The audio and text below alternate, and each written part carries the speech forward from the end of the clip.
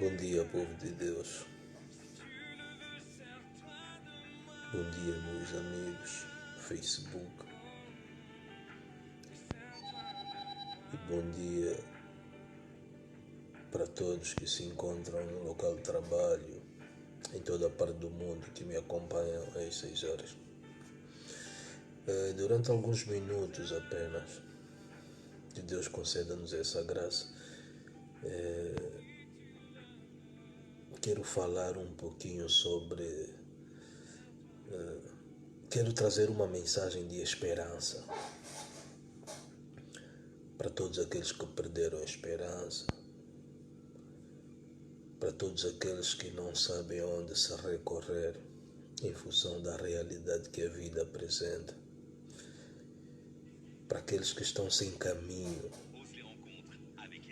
não sabem onde se recorrer. Quero aqui dizer aos filhos de Deus em toda a parte do mundo que enquanto haver vida há que ter esperança. A vida do Filho de Deus é uma vida acompanhada de adversidades, é uma vida acompanhada de combates. Mas a nossa maior alegria é que existe um Deus lá nos céus, que em nenhum momento Ele diz que não teremos luta, não. Deus não diz isso. Em nenhum momento Deus diz que se nós tivermos Ele, não teremos dificuldades, não. Mas esse Deus promete que apesar das lutas, apesar das dificuldades, Ele estará conosco. E a sua presença em nós fará com que ultrapassemos e vençamos da melhor forma todas as adversidades. Esse Deus é justo e esse Deus é fiel nas suas palavras. O fato de viveres a realidade que vives agora, o fato de viveres as dificuldades que vives agora, o silêncio de Deus não quer dizer um abandono, não. Deus tem a sua forma de agir e a forma de Deus agir é incompreensível a olhos humanos. Nós não conseguimos compreender. Às vezes nós falamos, acho que esse é o tempo em que Deus tinha que fazer qualquer coisa, esse é o momento. Tudo bem, tu dizes isso em função da realidade, é o teu tempo, mas não o tempo de Deus. E olha que o tempo de Deus é o melhor que o tempo dos homens. A forma de Deus agir é melhor que a forma dos homens agir. Então, como diz a Bíblia no livro de Eclesiastes, cada coisa tem o seu tempo. Então deixamos o tempo a Deus. Oremos sempre para que o propósito de Deus seja manifesto nas nossas vidas e não o nosso propósito. Porque se nós privilegiarmos o nosso propósito, então vamos ser derrotados sempre. Nunca vai dar certo. Mas, ao contrário, se no nosso propósito associarmos o propósito de Deus, então a certeza é que a vitória é do nosso lado, o sucesso é do nosso lado e o êxito é do nosso lado. A Bíblia diz no livro de João, no seu capítulo 14, no versículo 6, se não me engano, né? Jesus é o caminho, é a verdade, a vida. Ninguém vai ao Pai senão a Ele. Quer dizer, para que nós chegamos a Deus, existe um caminho. E esse caminho é Jesus. Jesus é o intermediário, é a ponte que liga o homem de Deus. Jesus é o nosso intermediário diante de Deus. A morte de Cristo na cruz não foi em vão.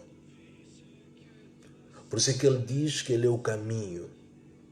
Por que Ele é o caminho? Porque existem vários caminhos. Tem um ditado popular que nós dizemos sempre: todo caminho leva a Roma. Pode até ser verdade, se todo caminho leva a Roma, mas existe apenas um caminho que leva a Deus. Existe apenas um caminho que leva à eternidade. E esse caminho é Jesus. Jesus Cristo é o caminho que leva a Deus.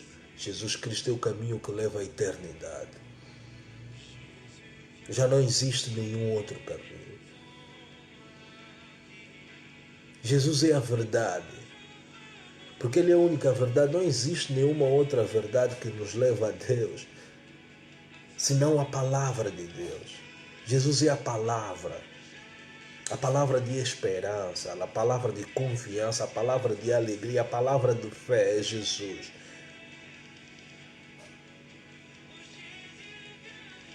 Jesus é o único caminho que nos leva à divindade.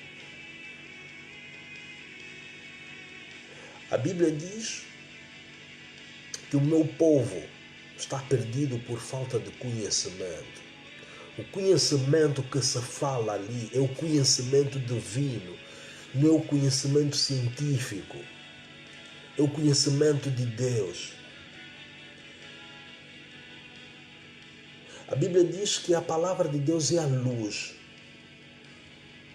Por que a palavra de Deus é a luz? Porque uma pessoa que tem o conhecimento tem as coisas esclarecidas, ele tem a luz. Em hebraico, a palavra ignorância, que é falta de conhecimento, significa treva. Então, em outra parte, quem não tem conhecimento, ele está na treva. Quem não tem o conhecimento está no escuro. A sua vida é escura. Então, Jesus é o único, é a única verdade. Por isso ele diz que ele é o caminho e a verdade. Porque quem tem o conhecimento divino, quem tem o conhecimento de Deus, Satanás não domina na sua pessoa. As dificuldades não podem até existir, mas não será motivos de preocupação maior para o homem quando tem o conhecimento da verdade. Quando o homem tem o conhecimento da verdade, é um homem seguro. Os ingleses dizem: o conhecimento é poder. Então, quem tem o conhecimento da verdade, quem tem o conhecimento de Cristo é um homem poderoso. Nada o abala, a realidade não o abala, as dificuldades não o abalam, as adversidades da vida não o abalam, porque ele tem o conhecimento, ele sabe que o momento que eu vivo é apenas uma realidade, mas a verdade está em Jesus. Jesus é que dita a verdade. Existem casos de muita gente, vai para um hospital, recebe uma notícia triste.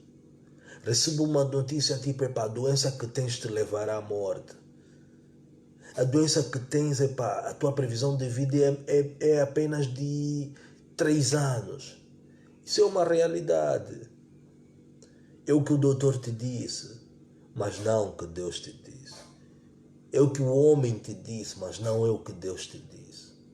Então a palavra de Deus, que vem da boca de Deus, a palavra que vem da Bíblia, que é a verdade. Então nós, como filhos de Deus, devemos nos apegar mais à verdade, que é a Bíblia, que é a palavra de Deus. Por isso Jesus diz, repito, Ele é o caminho e a verdade. O que nós ouvimos às vezes é uma realidade, mas não é a verdade. A realidade é o que você vive. A realidade é o seu momento, mas a verdade está nas mãos de Deus.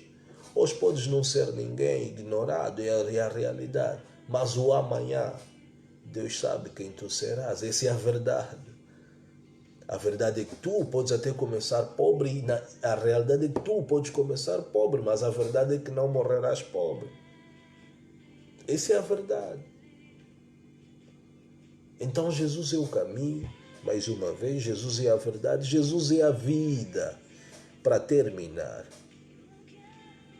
eu quero que nós compreendamos o seguinte: existem vários evangelhos por ali, de pessoas a falarem que não existe vida, a vida, quando alguém morre, morreu, acabou. Quando alguém morre, acabou, já não existe nada. Eu já ouvi esse evangelho há muito tempo. Esse evangelho já existe desde os anos 90. Já vi senhoras a falar disso. Não, quando alguém morre, acabou, já não há vida eterna, já não há inferno, não há nada. Mentira. No além existe uma vida. Após morte, existe uma outra vida.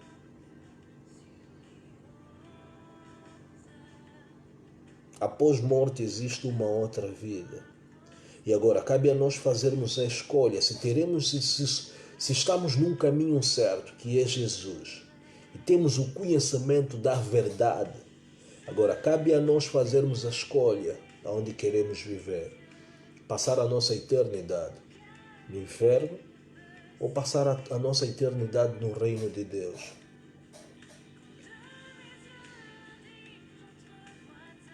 Jesus é o caminho, a verdade e a vida. Por isso ele diz, quem o recebe, por mais que morra, viverá.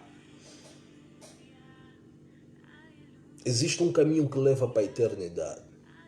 Jesus Cristo. É o caminho para a verdade, é o caminho para a vida eterna. Além de Cristo não há um outro caminho, ninguém te engana. Mas a minha maior preocupação é tu que ainda não tens Cristo, que ainda não recebeste Ele como Senhor e Salvador. O que será de ti agora se a morte bater à porta da tua casa? O que será de ti agora se a morte chegar ao teu pé? O que será de ti se a trompeta tocar agora? Se não quiseres viver, passar a sua eternidade no paraíso, existe uma alternativa. Aceita Jesus. Jesus é o caminho, é a verdade. Meus irmãos, meus amigos, minhas amigas, essa é a pura verdade. Esta é a pequena mensagem que eu queria transmitir aos filhos, ao povo de Deus, às criaturas de Deus. Que ninguém nos engane. Estamos a viver tempos difíceis, não só em Angola, em toda a parte do mundo. Estamos a viver tempos difíceis onde o inaceitável agora é aceitável. Tudo que a Bíblia diz, tudo que Jesus falou com os discípulos no Monte de Oliveira concernente aos sinais do final dos tempos já começaram a acontecer. O que era impossível, o comportamento que era impossível para os homens antigamente, hoje agora é possível. Hoje as pessoas não têm medo de se assumir. Que eu sou satanista, que eu sou homossexual, que eu sou lésbica, tudo. E algumas religiões, não estou a falar da religião, algumas religiões aceitam isso. Vimos em toda a parte do mundo, sem ser xenófobos, né, contra essas pessoas que optaram por ser homossexuais ou lésbicas, mas isso é contra a vontade de Deus. Não é assim que Deus quer que as coisas andem. E nós, filhos de Deus, devemos nos levantar. Esse é o momento de proclamarmos a verdade, de proclamarmos o arrependimento. Esse não é o momento de pregarmos sempre a bênção, que Deus abençoará, Deus te fará prosperar. E não é o momento. Porque a Bíblia diz, Jesus exorta a procurar em primeiro o reino dos céus, o resto será dado. E o que será dado? A boa vida. O que tu precisas te será dado. Mas tem uma prioridade, procurar primeiro o reino de Deus e a sua justiça. Então, meus irmãos, em toda a parte do mundo que me acompanham ou que me acompanharão talvez nas próximas horas, aqui fica a dica, aqui fica o alerta. Jesus é o único caminho. Jesus é a verdade e a vida. O único caminho que nos leva a Deus é Jesus. Ele é a ponte, Ele é o intermediário que nos leva a Deus. E Ele é o único que nos transmite a vida.